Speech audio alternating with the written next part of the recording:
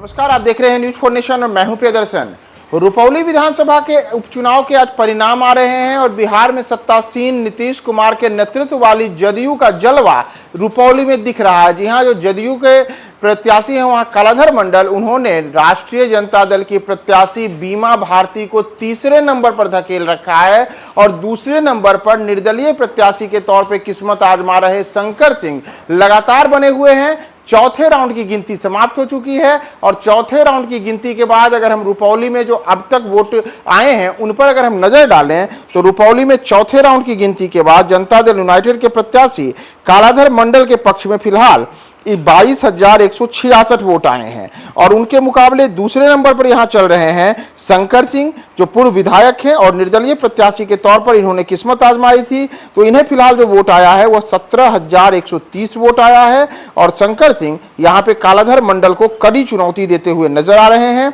और इस तरीके से कालाधर मंडल फिलहाल 5,038 वोटों के बढ़त के साथ चौथे राउंड में भी नंबर 1 के पोजीशन पर बने हुए हैं। इन सब के मुकाबले अगर हम बात करें बीमा भारती की, तो बीमा भारती लगातार यहां पे पिछड़ी हुई है। बीमा भारती शुरू से ही तीसरे नंबर पर चल रही हैं और चौथे राउंड की गिनती समाप्त होने के बाद भी बीमा भारती की पोजीशन में कोई अंतर नहीं आया है और बीमा भारती लगातार पिछड़ी हुई है। तीसरे नंबर पर उनके बरकरार रहने का सिलसिला जारी है और अगर हम कुल उनके वोटों को पर नजर डालें तो बीमा भारती ने तीसरे राउंड की गिनती समाप्त होने के बाद 12,223 वोट ही हासिल किए हैं और इस तरीके से कालाधर मंडल के मुकाबले बीमा भारती 9,945 वोटों के अंतर से पिछड़ी हुई है। यानी कि पहले नंबर पर जदयू के कालाधर मंडल हैं, तो दूसरे नंबर पर शंकर सिंह हैं जो निर्दलीय प्रत्याशी हैं, वहीं बीमा भारती राष्ट्रीय जनता दल की प्रत्याशी हैं, वह तीसरे नंबर पर हैं। और यहाँ आपको हम यह भी बता दें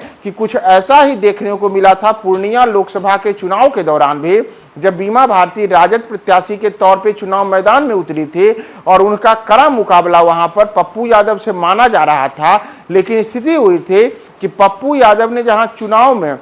निर्दलीय प्रत्याशी के तौर पे जीत हासिल कर ली थी, वहीं जदयू के संतोष कुशवाहा पूर्णिया में नंबर 2 हुए थे और बीमा भारती बुरी तरीके से हारी थी और पिछड़ते हुए वह तीसरे नंबर पर रही थी। तो रुपौली में विधायक 5 बार रह चुकी बीमा भारती इस बार जीत का छक्का लगाने के लिए चुनाव मैदान में उतरी थी। लेकिन इस बार जो स्थिति दिख रही है कि 4 राउंड की गिनती समाप्त हो चुकी है और उस 4 राउंड की गिनती के बाद बीमा भारती फिलहाल तीसरे नंबर पर है। 9,000 से ज्यादा वोटों से वह पिछड़ी हुई है और आपको यहां हम यह भी बता दें कि जो यह मतगणना का दौर चल रहा है, कुल 12 राउंड की गिनती होनी है और 12 राउंड की गिनती के बाद यह तय होगा कि कौन जीतेगा और किसके पक्ष में चुनाव परिणाम आएगा। लेकिन फिलहाल जो 4 राउंड की गिनती समाप्त हुई है, उस 4 राउंड की गिनती के बाद लगातार नंबर 1 की पोजीशन पर जदयू के कालाधर मंडल बने हुए हैं। यानी कि बिहार के मुख्यमंत्री नीतीश कुमार के नेतृत्व वाली पार्टी जदयू का तीर